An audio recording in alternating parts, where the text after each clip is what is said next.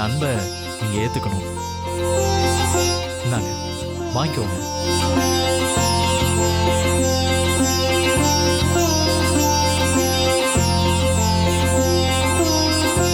ரொம்ப நன்றி அசோக். ஆனா இதெல்லாம் எனக்கானது இல்ல. இது எல்லாமே அந்த அம்மனுக்கு தான் போய் சேரணும்.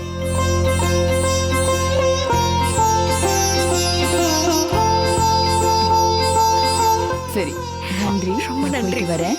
போயிட்டு வரேன். நான் வரேன் சாமி. நல்லது.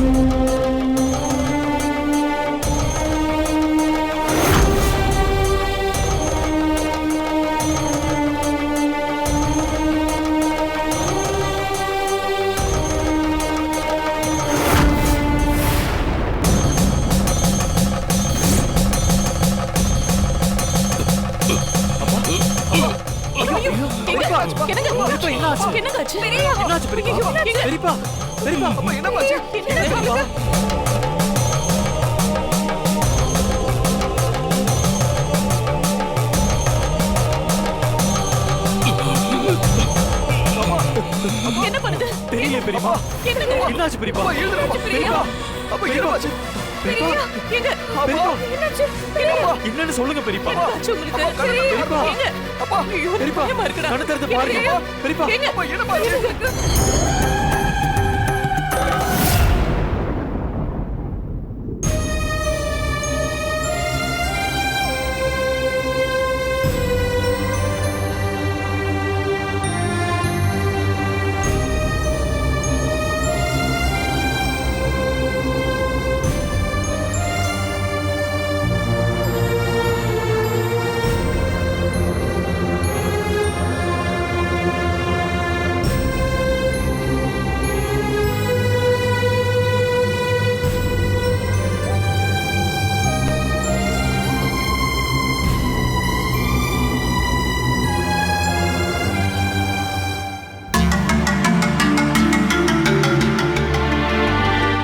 சார், இன்னும் ஒரு வண்டு சேர்ந்து கடிச்சிருந்தா கூட இவரோட உசுரை காப்பாத்திருக்க முடியாது.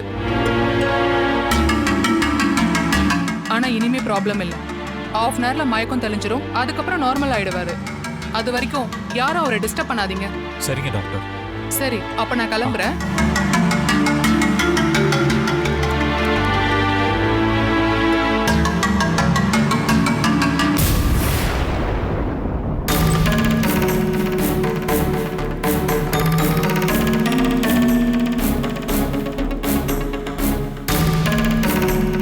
பெரியப்பாவுக்கு இப்படி ஆனதை நினைச்சா மனசுக்கு ரொம்ப கஷ்டமா இருக்கு.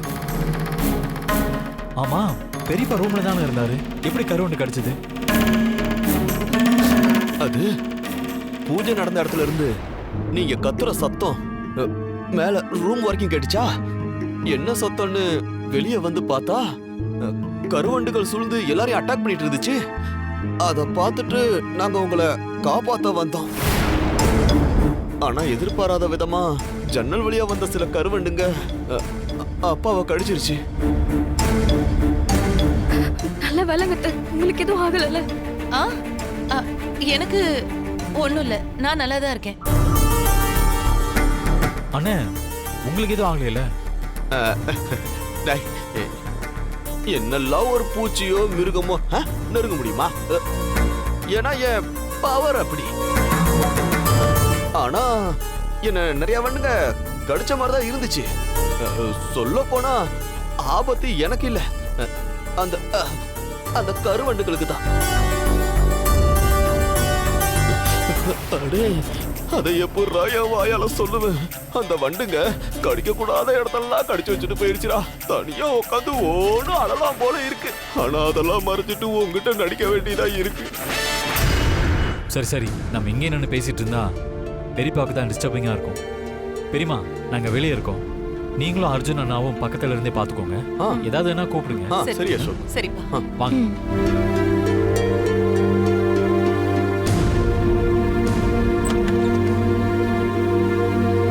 ஐயோ ஐயோ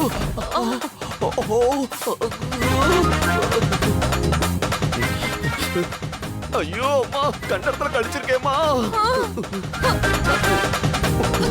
ஒரு இடம்னா பரவாயில்ல, உடம்பு முழுக்க கடிச்சு வச்சிருக்கே.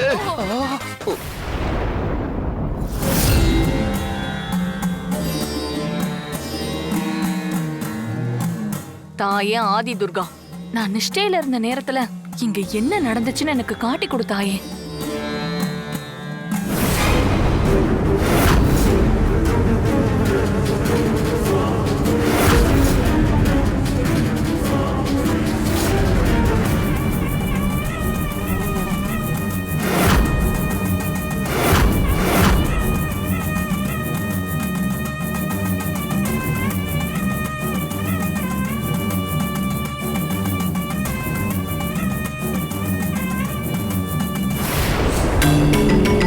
நான் இல்லாத நேரத்துல இவ்ளோ நடந்திருக்கா?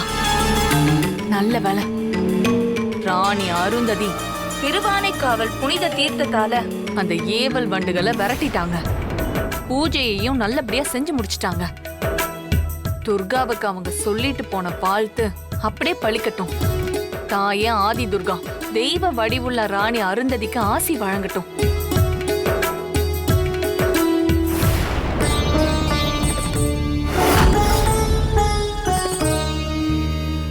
ஐயோ, அசோக் சார் என்ன பார்த்துட்டாருன்னா இவ்வளவு நேரம் எங்க போனேன்னு கேட்பாரே. அதுக்கு பதில் சொல்ல முடியாது. பேசாம அவர் கண்ணில் படாம வேற வழியா போயிடலாம். மங்கா,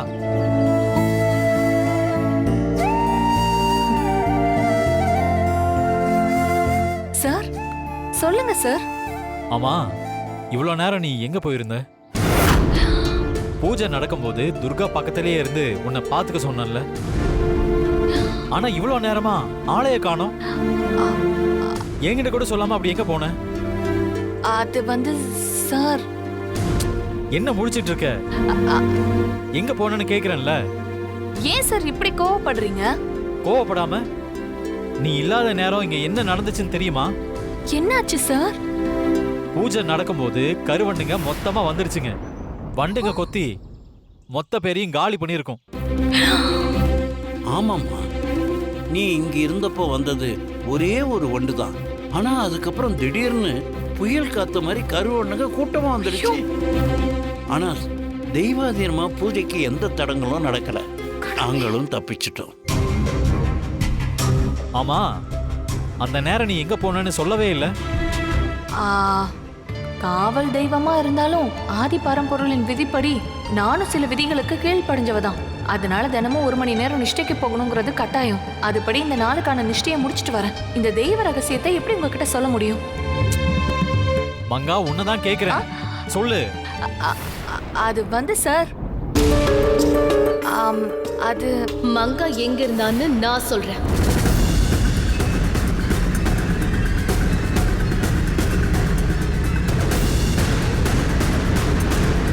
ஓ, உனக்கு தெரியுமா? அப்போ மங்கா எங்க போயிருந்தா? ஜமீன் ஐயாவுக்கு நெஞ்சுவலி வந்ததுனால நான் தான் அகிலாமாவுக்கு துணையா இருக்கட்டும்னு அவளை ரூமுக்கு வர வச்சிருந்தேன். அப்படியா? ஏன் மங்கா, எங்க போனன்னு கேட்கும்போது பெரியமா கூட தான் இருந்தேன்னு சொல்ல வேண்டியதானே? திருன்னு ஏன் முடிச்சிட்டு இருக்க? ஏ வெசக்கன்னிகா, நீ ஏவல் வண்டுகளை அனுப்பி நீ பூஜையை நிறுத்த பார்த்திருக்க.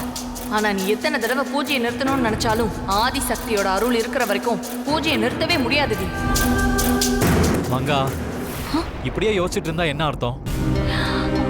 பெரியப்பாவை பெரியமா பாத்துக்குவாங்க. பூஜை முடியற வரைக்கும் துர்காவை விட்டு எங்கேயும் போகாத.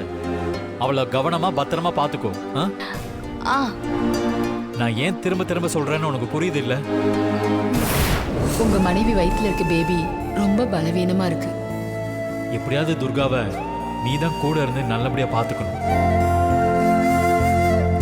அவளை காத்து கொடுக்க வேண்டியது உன்னோட கடமை. ஞாபகம் இருக்கு சார், ஞாபகம் இருக்கு. சரி போ, துர்காவை பக்கத்திலே இருந்து பாத்துக்கணும். சரிங்க சார்.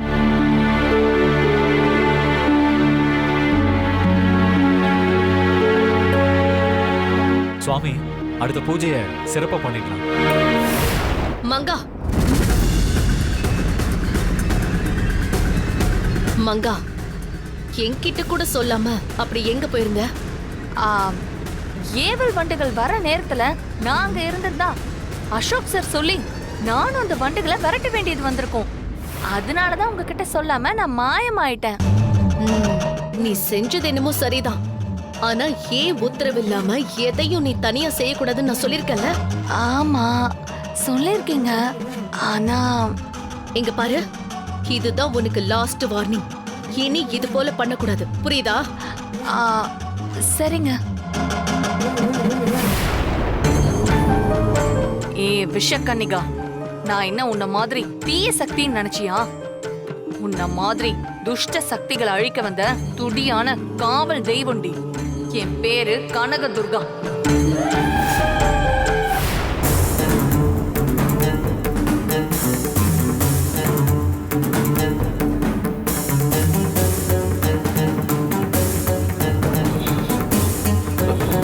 அம்மா, அப்பா கண்ணு முடிச்சிட்டாரு.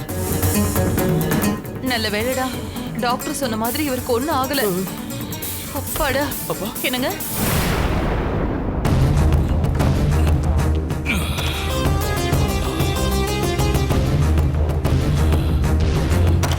அகிலா, என்ன இதெல்லாம்? எதுக்கு இப்ப எனக்கு ட்ரிப்ஸ் ஏத்திட்டு இருக்கீங்க? எனக்கு என்ன ஆச்சு? என்னங்க மறந்துட்டீங்களா? பூஜையை நிறுத்துறதுக்கு மாயா வர வச்ச ஏவல் வண்டுங்க உங்களை கடிச்சதுல நீங்க அப்ப மயக்கமாயிட்டீங்க. அதான் டாக்டர் வந்து ட்ரிப்ஸ் எல்லாம் ஏத்தி இன்ஜெக்ஷன் போட்டுட்டு போயிருக்காங்க. மாயா, அப்பாவோட நிலைமைய பாத்தியா? இப்படிலாம் நடக்கும் தான் நான் தலை பாடா அடிச்சுக்கிட்டேன். அந்த கருவண்டுங்க எங்களை கடிக்காத மாதிரி அதுக்கு ஒரு கட்டளைய போட்டிருந்தா அப்பாக்கு இப்படி ஆயிருக்குமா? டேய், முடிஞ்சு போன விஷயத்துக்கு ஒப்பாரி வைக்காத. ஐயோ ஏங்க மாயா, கருவண்டு கடிச்சதெல்லாம் ஒரு பிரச்சனையே இல்ல. ஆனா இங்க என்ன நடக்குதுன்னு எனக்கு தெரிஞ்சாகணும். உன் கட்டுப்பாட்டை மீறி எப்படி இதெல்லாம் நடந்துச்சு? உன் உத்தரவு இல்லாம ஏவல் வண்டுகளை விரட்ட முடியாதுன்னு சொன்னீங்க. ஆனா எப்படி ஏவல் வண்டுங்க இங்கிருந்து திரும்பி போச்சு? போன வண்டுங்க சும்மா போனா கூட பரவாயில்ல, உங்களை ஒரு காட்டு காட்டிட்டுலாம் போயிருக்கு. எங்களையும் பாடா படுத்திருச்சு. அடச்சி, சுமாரா, நீ பதில் சொல்லு மாயா. உன் கண்ணு முன்னாடியே உன் கட்டளைய மீறி அந்த வண்டுங்க எப்படி என்ன கடிச்சதுங்க? அப்ப இதெல்லாம் யாரோட வேலை? எப்படி இதெல்லாம் நடக்குது? அதான் எனக்கு ஒண்ணும் புரியல. புரியலையா? புரியலன்னு சொன்னா எப்படி மாயா? இதுக்கு முன்னாடி நாம செஞ்ச ஒவ்வொரு முயற்சியிலையும் கனகா நின்னு தடுத்திருந்தா. ஆனா இப்போ அவளும் போயிட்டா. அதுக்கப்புறமும் இது தொடருதுன்னா என்ன அர்த்தம்? என்ன அர்த்தம்னா கனகா இன்னும் இங்கதான் இருக்கான அர்த்தம். ஏய், உன்னை கொல்ல போறேன்டா. கூட கூட பேசிட்டே இருக்காத, பேசாம இரு. ஏங்க, அவன் சொல்றதுல என்னங்க தப்பு? எனக்குமே கூட கனகா இங்கதான் இருக்கான்னு தோணுது. கனகா போனதுக்கு அப்புறம் தான் சின்னவர் இறந்து போனாரு. மாயா ஏவி விட்ட ஏவல் வண்டுங்க அவ கட்டளைய மீறி திரும்பி போயிடுச்சுங்க. இதெல்லாம் யதார்த்தமாவா நடந்திருக்க முடியும்? இது கண்டிப்பா அந்த கனகாவோட வேலையா தான் இருக்கும்.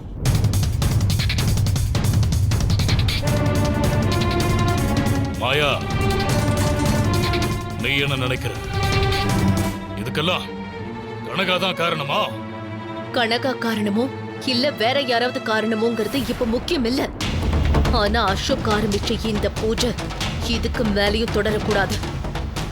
அப்படி நடந்ததுன்னா துர்காவுக்கு முனிவர் கொடுத்த சாபத்துல இருந்து விமோச்சனம் கிடைச்சிடும். அவ வயித்துல இருக்கிற குழந்தை இந்த பூமியில காலடி வச்சிடும். அதுக்கப்புறம் என்ன நடக்கும்னு தெரியும்ல? நல்லது ஒண்ணு, கெட்டது ஒண்ணு, ரெண்டு ஒரே சமயத்துல நடக்க போகுது. துர்காவுக்கு பிறக்க போற அந்த குழந்தை கையால தான் ஜமீன் ஐயாவோட மரணம் நிகழ போகுது. தெரியும், அப்பாவையே காலி பண்ணிடும். அப்படி கழுத்து வச்சு கொண்டுடா. அமைதியாடுறா. சரிப்பா. அது நடக்காது, அது நடக்கவும் நான் விட மாட்டேன். எப்பேற்பட்ட ஒரு சக்தி வந்து அந்த துர்காவுக்கு துணை நின்னாலும் சரி, ஜமீனை எவன் நான் காப்பாத்துவேன். அது என்னோட பொறுப்பு.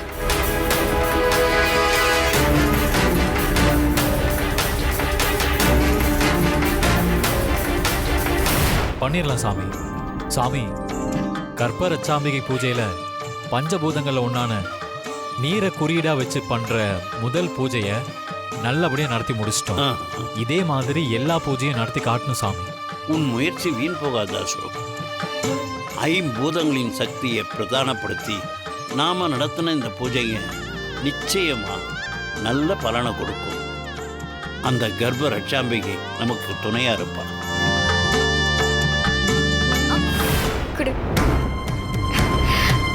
பெரியப்பா, இப்போ உடம்புக்கு எப்படி இருக்கு பெரியப்பா? பரவாயில்லடா. ஆமா, பூஜை எல்லாம் எப்படி போயிட்டு இருக்கு? பெரியப்பா, கொஞ்ச நேரத்துக்கு முன்னாடி இங்க ஒரு கருவண்டு கூட்டம் படையெடுத்து வந்து இந்த இடத்தையே அதகாலப்படுத்திருச்சு. ஐயோ, நான் கூட பூஜை தடைப்பட்டுடுமோன்னு பயந்தேன். ஆனா அம்மன் அருளால பெருசா அசம்பாவிதம் எதுவும் நடக்காம பூஜை நல்லபடியா முடிஞ்சிருச்சு பெரியப்பா. அடுத்து நடக்க போற பூஜையில இந்த மாதிரி எதுவும் நடக்காம இருக்கணும். சார், இந்த கருவண்டெல்லாம் எங்க இருந்து வந்திருக்கோம்?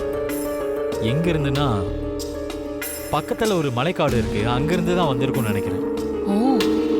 இல்ல அசோக், அது மலைக்காட்டுல இருந்து வந்த சாதாரண ஒண்ணுங்க கிடையாது. இத பத்தி பூஜை முடிஞ்ச பிறகு சொல்லலான்னு இருந்தேன். ஆனா இப்பவே சொல்றதுதான் சரின்னு தோணுது.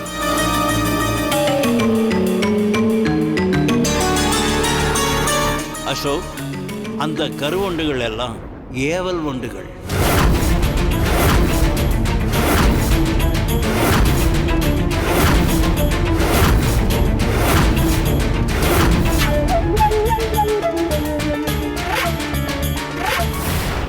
என்னது கிழவன் கரெக்டா சொல்றான்?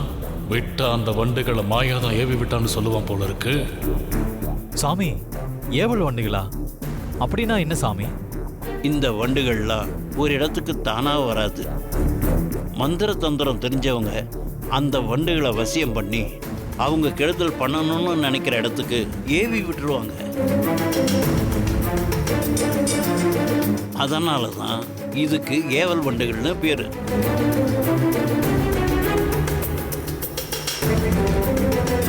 அப்படின்னா அந்த வண்டுகளை யாரோ ஏவி விட்டுருக்காங்கன்னு சொல்றீங்களா? ஆமா, இந்த பூஜை நடக்கக்கூடாதுன்னு யாரோ நினைக்கிறாங்க. அவங்க பண்ண வேலையாக தான் இருக்கும். இது நீங்க சாதாரணமா பண்ற பூஜை தானே? இதே எதுக்கு தடுக்கணும்னு நினைக்கிறாங்க? அதான் தெரியல. அந்த வண்டுகளை அனுப்புனது யாரா இருக்கும் சாமி? டே கிழவா, நீ இல்ல, உன் அப்பனே வந்தாலும் அந்த வண்டுகளை யார் அனுப்புனது நீங்க கண்டுபிடிக்கவே முடியாது. என்னை இவங்களால நெருங்க கூட முடியாது. அசோக் சார், நீங்க கவலைப்படாதீங்க.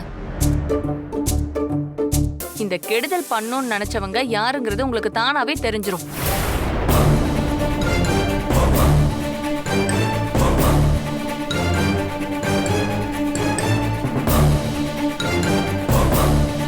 இவ ஏன் இப்படி சொல்லிட்டு போறா? அசோக், நாம நல்லதையே நினைப்போம், நல்லதே நடக்கும். அது சரி, அடுத்தபடியா பஞ்சபூதத்துல ஒன்னான ஆகாய தத்துவத்தை ஆராதிச்சு நாம அந்த பூஜையை பண்ணணும். அதுக்கு யார் வரப்போறாங்க? சாமி, பஞ்சபூதங்கள்ல ஆகாய ஸ்தலமான சிதம்பரத்துல இருந்து அருவுருவமான ஸ்படிக லிங்கத்தை எடுத்துக்கிட்டு சிவகாம சுந்தரின்ற ஒரு அம்மா பூஜைக்கு வந்துட்டு இருக்காங்க. நான் அவங்களுக்கு கால் பண்றேன் இப்போ.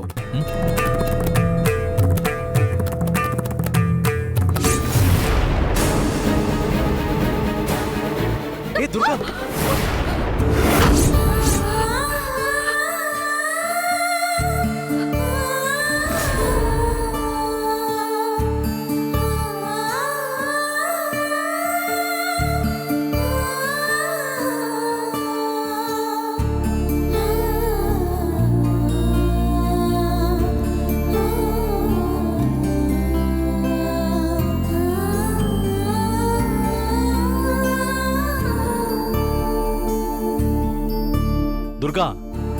உன்னை யார் இந்த வேலையெல்லாம் பண்ண சொன்னது?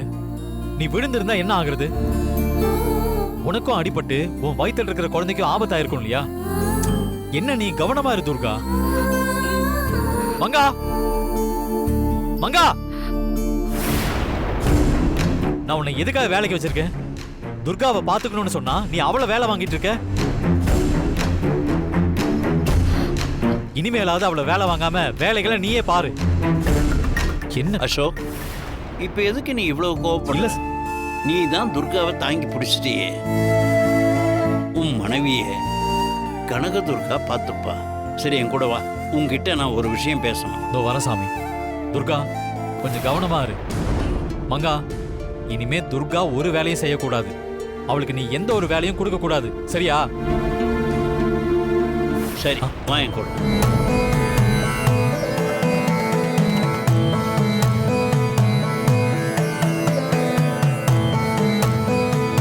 சித்தப்பா இந்த அளவுக்கு கோவப்படுறாருன்னா இதுக்கு பின்னாடி ஏதோ ஒரு விஷயம் இருக்கு. அது என்னவா இருக்குன்னு தெரிஞ்சுக்க முடியல. சாமியாரை தேடி போனா அவர் எங்க இருக்காருன்னு தெரியல. கனக துர்கா தான் ஒரு வழியை காட்டணும்.